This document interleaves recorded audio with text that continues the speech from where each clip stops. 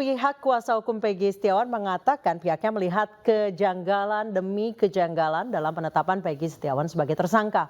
Hal inilah yang menjadi dasar poin-poin gugatan Peggy di peradilan tadi pagi. Saya akan tampilkan kepada Anda pemirsa poin-poin penting atau 18 poin penting yang menjadi gugatan tim pengacara Peggy Setiawan kepada Polda Jawa Barat. Yang pertama adalah ciri fisik dan usia yang berbeda antara versi DPO yang disebarkan Polda Jawa Barat dengan saat peristiwa di tahun 2016. Ini artinya saat ini usia Peggy seharusnya 30 tahun. Sementara menurut polisi Peggy juga memiliki ciri fisik berambut ikal dan berkulit hitam. Kita ke slide berikutnya. Sementara Peggy Setiawan yang ditangkap polisi saat ini berusia 28 tahun atau 27 tahun. Yang artinya di tahun 2016 usianya baru 19 sampai 20 tahun. Dan fisiknya memiliki rambut yang relatif lurus. Inilah dasar yang menurut kuasa hukum menguatkan dugaan salah tangkap dan menimbulkan pertanyaan. Apakah Peggy Setiawan ini adalah Peggy alias Peron yang masuk DPO sejak tahun 2016? Kita ke slide berikutnya.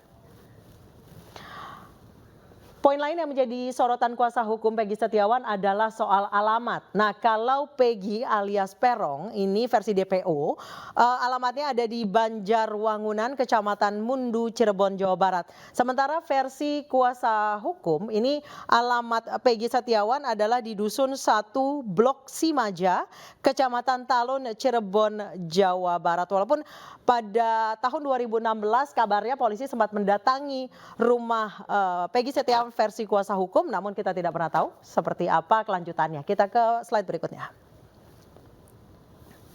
Poin lainnya adalah soal penetapan tersangka yang dianggap janggal. Menurut kuasa hukum, Peggy sejak tahun 2016 tidak pernah dipanggil atau diperiksa polisi. Namun tiba-tiba, meski saat itu rumahnya sempat digeledah, namun tiba-tiba di tahun 2024, 8 tahun kemudian ketika kasus Vina muncul kembali ke publik gara-gara film, Peggy ditangkap oleh polisi lalu ditetapkan sebagai tersangka tanpa ada proses pemeriksaan.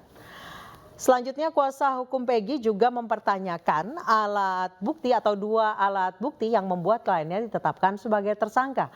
Sebagai informasi pemirsa bahwa memang dibutuhkan 2 alat bukti untuk menetapkan seseorang sebagai tersangka. Dan hal itulah yang dipertanyakan oleh kuasa hukum. Bukti relevan dan sah apakah yang dimiliki polisi untuk menetapkan Peggy Setiawan sebagai tersangka. Nah, ini akan dijawab oleh Polda Jawa Barat besok dan kami akan menghadirkan dalam breaking news. Poin selanjutnya kuasa hukum Peggy juga mempertanyakan kemana 2 motor keluarga Peggy yang sempat disita polisi 8 tahun lalu atau di tahun 2016. Kuasa hukum mempertanyakan relevansi penyitaan motor tersebut dengan kasus ini karena tidak ada laporan dari polisi bahwa motor ini jadi bukti dalam keterlibatan Peggy di kasus pembunuhan Vina dan Eki.